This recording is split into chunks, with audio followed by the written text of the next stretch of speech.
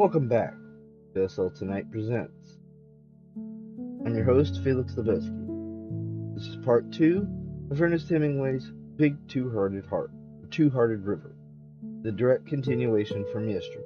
We're deep in the wilderness with a man who's still trying to put himself back together, one careful step and one cast at a time. Let's finish the journey.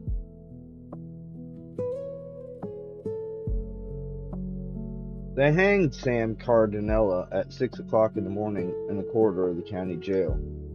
The corridor was high and narrow with tiers of cells on either side. On the cells, all the cells were occupied. Prisoners had been brought in for the hanging. 5 men sentenced to be hanged were in the 5 top cells. 3 of the men to be hanged were black men. They were very frightened. One of the white men sat on his cot with his head in his hand. The other lay flat on his cot with a blanket wrapped around his head.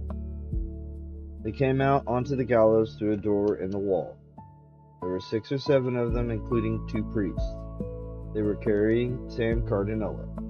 He had been like that since about 4 o'clock in the afternoon. When they were strapping his legs together, 2 guards held him up, and the 2 priests were whispering to him. "Be a man, my son," said one priest. When they came toward him with a cap to go over his head, Sam Cardinella lost control of his sphincter muscles. The guards who had been holding him up dropped him. They were both disgusted. "How about a chair, Will?" asked one of the guards. "Better get one," said a man in a derby hat. When they all stepped back on the scaffolding back of the drop, which was very heavy, built of oak and steel and swung on a ball bearings, Sam Cardinella was left sitting there, strapped tight with a rope around his neck, the younger of the 2 priests kneeling beside the chair holding up a little crucifix. The priest skipped back onto the scaffolding just before the drop fell. In the morning, the sun was up and the tent was starting to get hot. Nick crawled out under the mosquito netting stretched across the mouth of the tent to look at the morning. The grass was wet on his hands as he came out. He held his trousers and his shoes in his hands, sun just up over the hill. There was the meadow, the river, and the swamp. There were birch trees in the green of the swamp on the other side of the river. The river was clear and smoothly fast in the early morning. Down about 200 yards were 3 logs all the way across the stream.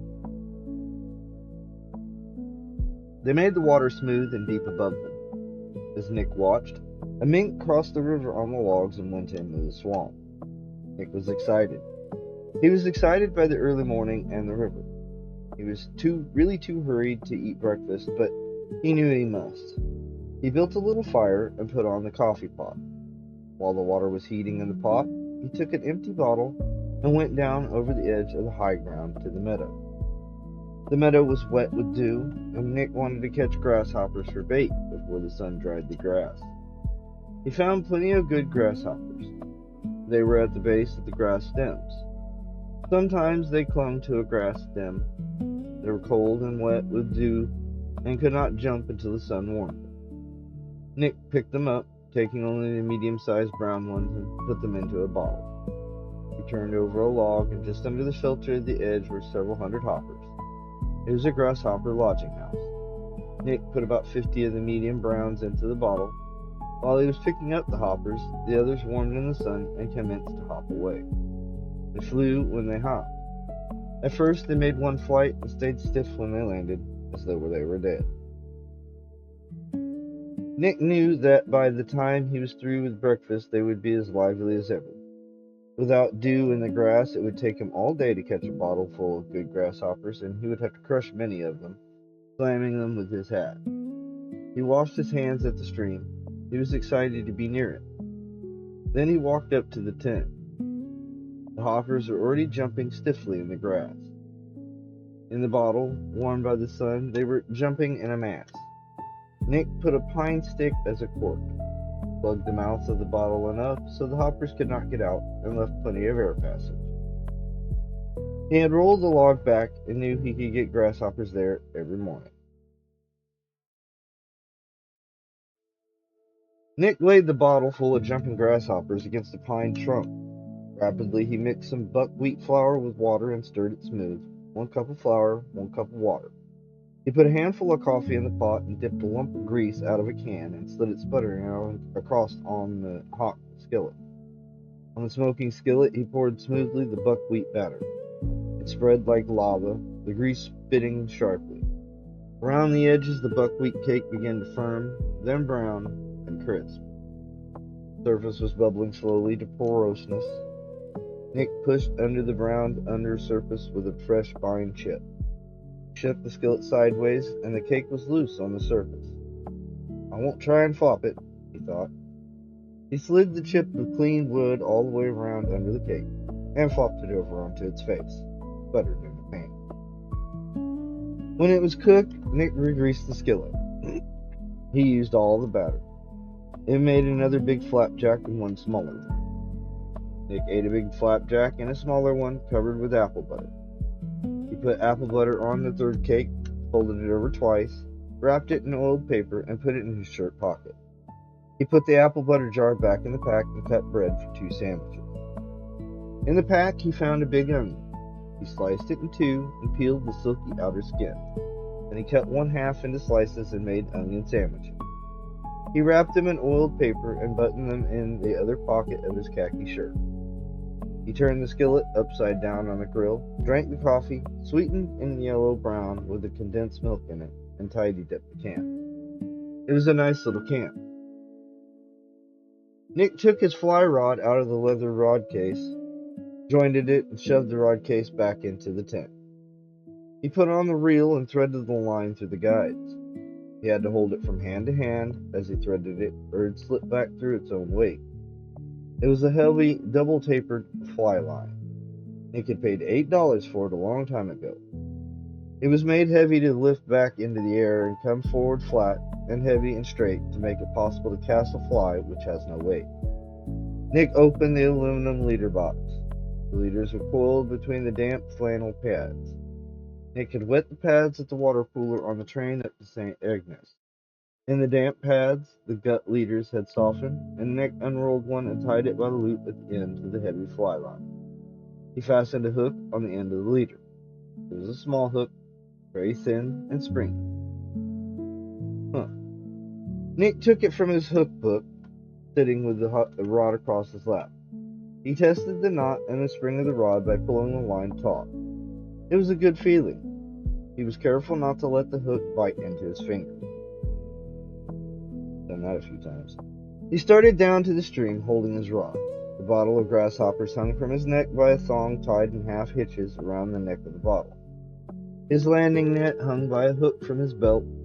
Over his shoulder was a long flour sack tied at each corner into an ear. The board went over his shoulder. The sack flapped against his legs.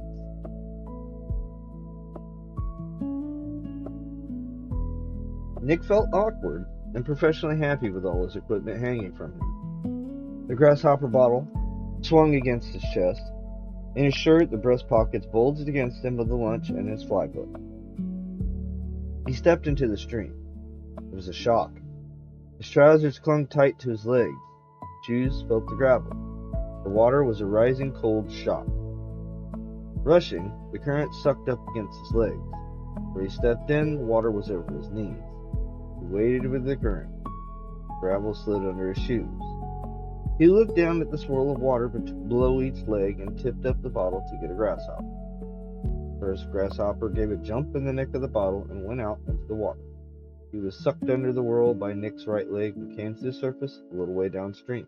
He floated rapidly, kicking. In a quick circle, breaking the smooth surface of the water, he disappeared. A trout had taken him. Another hopper poked his head out of the bottle. His antennae wavered. He was getting his front legs out of the bottle to jump. Nick took him by the head and held him while he threaded the slim hook under his chin, down through his thorax, and into the last segments of his abdomen. The grasshopper took hold of the hook with his front feet, spitting tobacco juice on it. Nick dropped him into the water. Holding the rod in his right hand, he let out a line against the pull of the grasshopper in the current. He stripped off the line from the reel with his left hand and let it run free. He could see the hopper in the little waves of the current, who went out of sight. There was a tug on the line. Nick pulled against the taut line.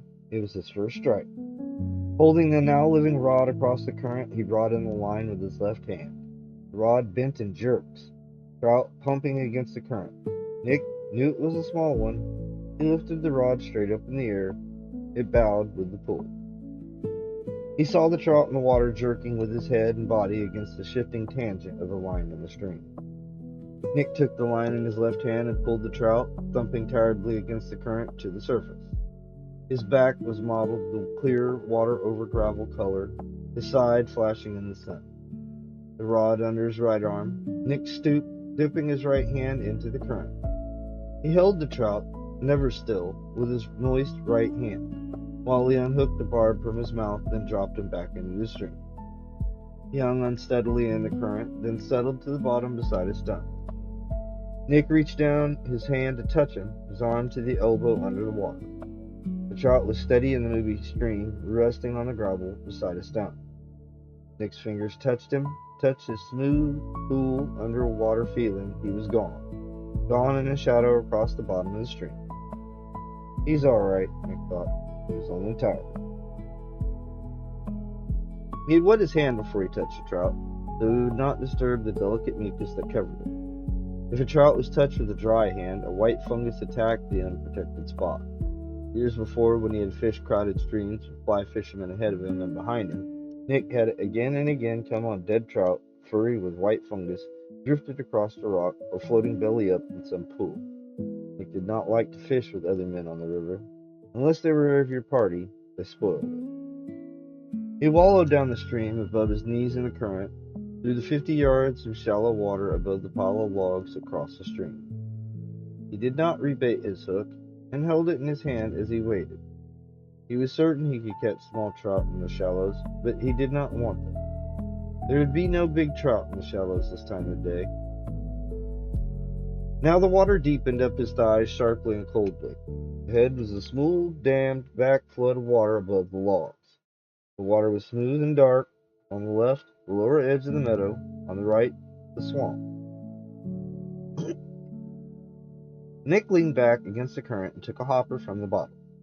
He threaded the hopper on the hook and spat on him for good luck. Then he pulled several yards of line from the reel and tossed the hopper out ahead onto the fast, dark water. It floated down towards the logs. Then the weight of the line pulled the bait under the surface. Nick held the rod in his right hand, letting the line run out through his fingers. There was a long tug. Nick struck, and the rod came alive and dangerous, bent double, the line tightening, coming out of the water. Tightening all in heavy, dangerous, steady pull. Nick felt the moment when the leader would break if the strain increased and let the line go. The reel ratcheted into a mechanical shriek as the line went out in a rush. Too fast. Nick could not check it, the line rushing out, the reel note rising as the line rang out. With the core of the reel showing, his heart feeling stopped with excitement, leaning back against the current that mounted icily his thighs. Nick thumbed the reel hard with his left hand. It was awkward getting his thumb inside the fly reel frame. As he put pressure, the line tightened into a sudden hardness, and beyond the logs a huge trout went high out of the water. As he jumped, Nick lowered the tip of the rod, but he felt, as he dropped the tip to ease the strain, the moment when the strain was too great, the hardness too tight. Of course, the leader had broken. There was no mistaking the feeling when all spring left the line and it became dry and hard, and it went slack. His mouth dry, his heart down, Nick reeled in. He'd never seen so big a trout. There was a heaviness, power not to be held, and then the bulk of him as he jumped. He looked as broad as a salmon. Nick's hand was shaky. He reeled in slowly. The thrill had been too much. He felt vaguely a little sick, as though it would be better to sit down. The leader had broken where the hook was tied to. Nick took it in his hand. He thought of the trout somewhere on the bottom, holding himself steady over the gravel, far below, down below the light, under the logs, with the hook in his jaw. Nick knew the trout's teeth would cut through the smell of the hook. The hook would embed itself in his jaw. He'd bet the trout was angry. Anything that size would be angry. That was a trout. He had been solidly hooked. Solid as a rock. He felt like a rock, too, before he started off. By God, he was a big one. By God, he was the biggest one I ever heard of. Nick climbed out onto the meadow and stood water running down his trousers and out of his shoes. His shoes squelched. He went over and sat on the logs. He did not want to rush the sensations in. He wriggled his toes in the water, in his shoes, and got out a cigarette from his breast pocket. He lit it and tossed the match into the fast water below the logs. The tiny trout rose at the match, swung round in the fast current. Nick laughed. He would finish the cigarette. He sat on the logs smoking, drying in the sun warm on his back. The river shallow ahead, entering the woods, curving into the woods, shallows, light glittering, big, water-smooth rocks, cedars along the bank and white birches, the logs warm in the sun, smooth to sit on, without bark, great as a touch.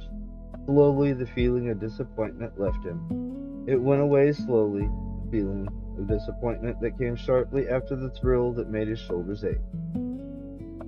It was all right now, his rod lying on the logs. Nick tied a new hook on the leader, pulling the gut tight until it crimped into itself in a hard knot. He baited up, then picked up the rod and walked to the far end of the logs to get into the water, where it was not too deep.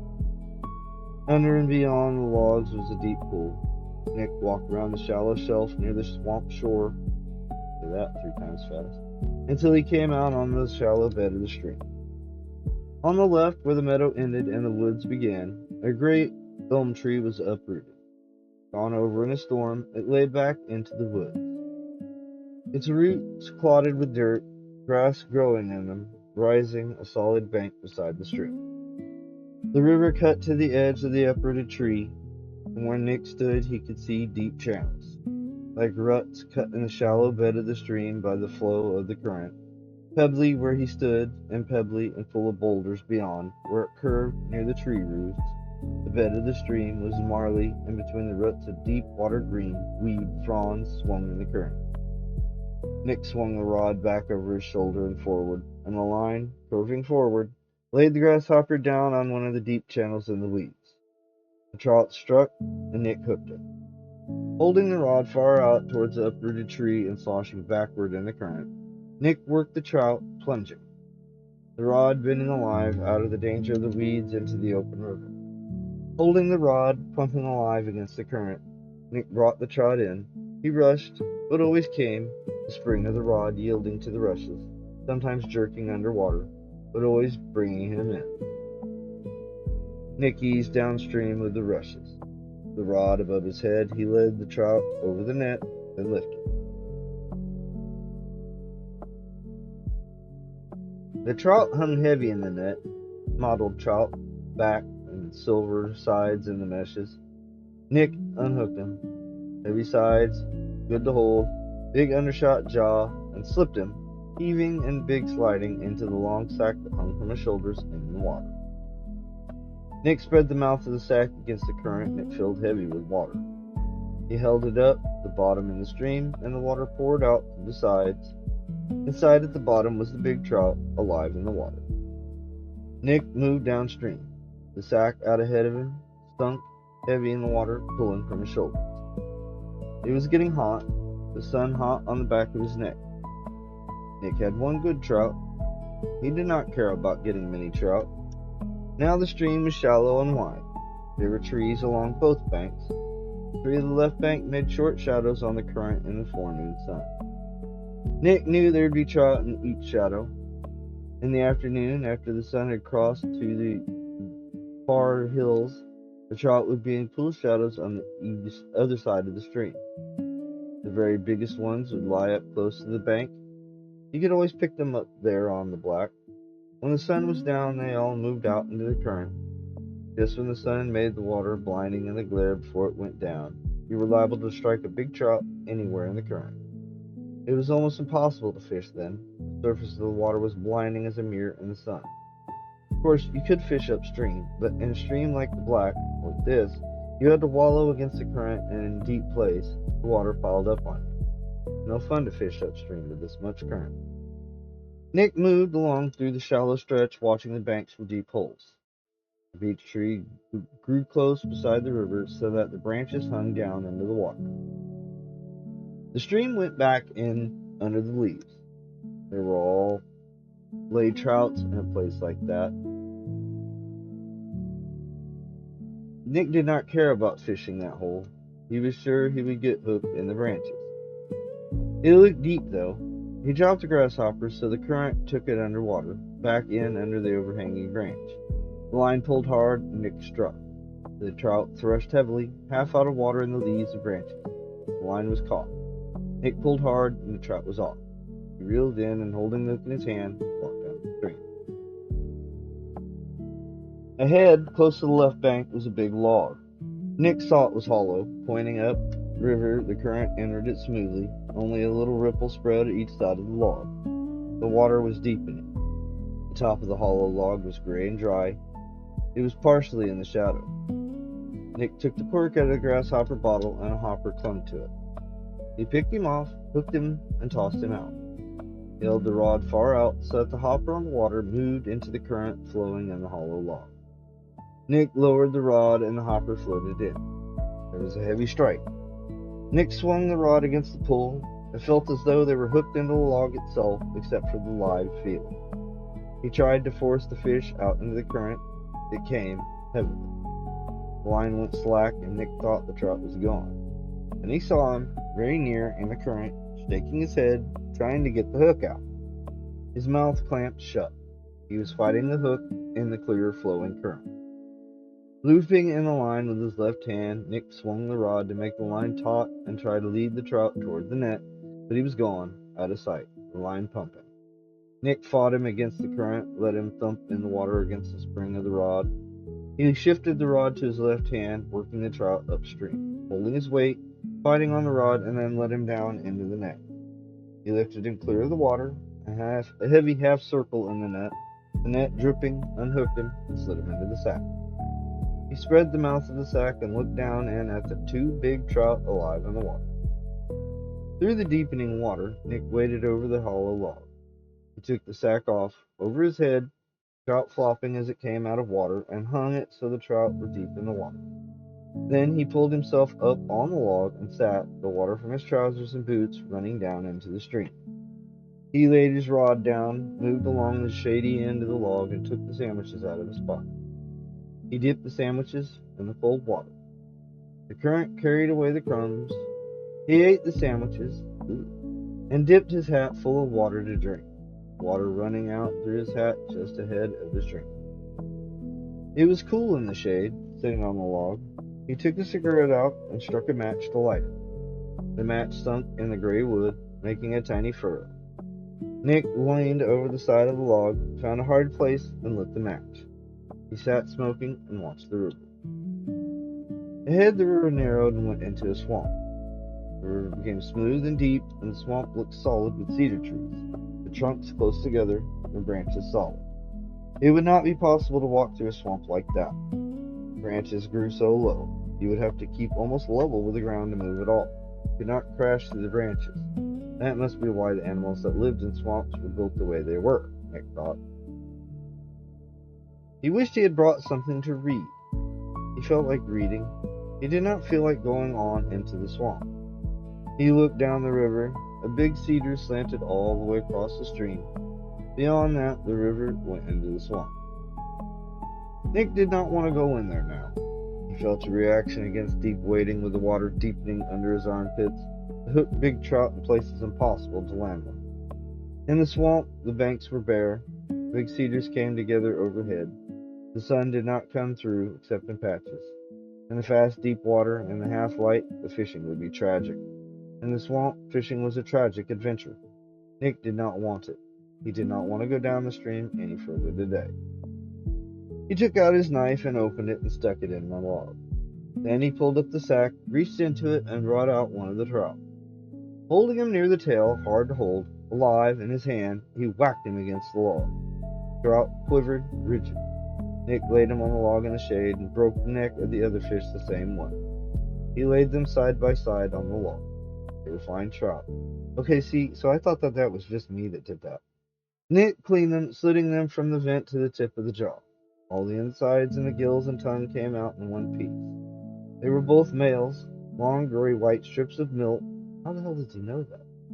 Smooth and clean. All the insides clean and compact, coming out all together. Nick tossed the offal ashore for the minks to find. He washed the trout in the stream. When he held them back up in the water, they looked like live fish. The color was not gone yet. He washed his hands and dried them on the log.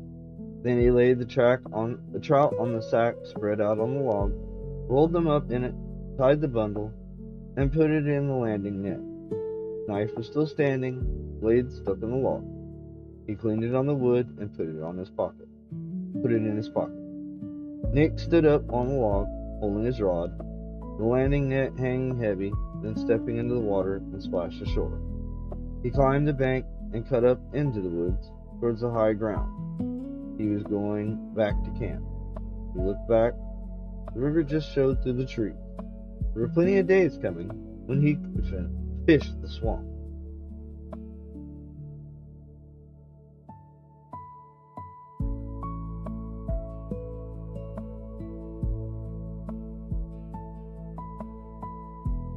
And that was Big Two-Hearted River, Parts 1 and 2 by Ernest Hemingway. Sometimes the heaviest work a man does is the quiet kind, where no one's watching and there's nothing left but himself and the river. If these two parts landed with you, let me know in the comments. Like the video, subscribe, and stay with us through Men's Mental Health Month. I'm Felix Lebeski. Stay strong. See you in the next one. Good night.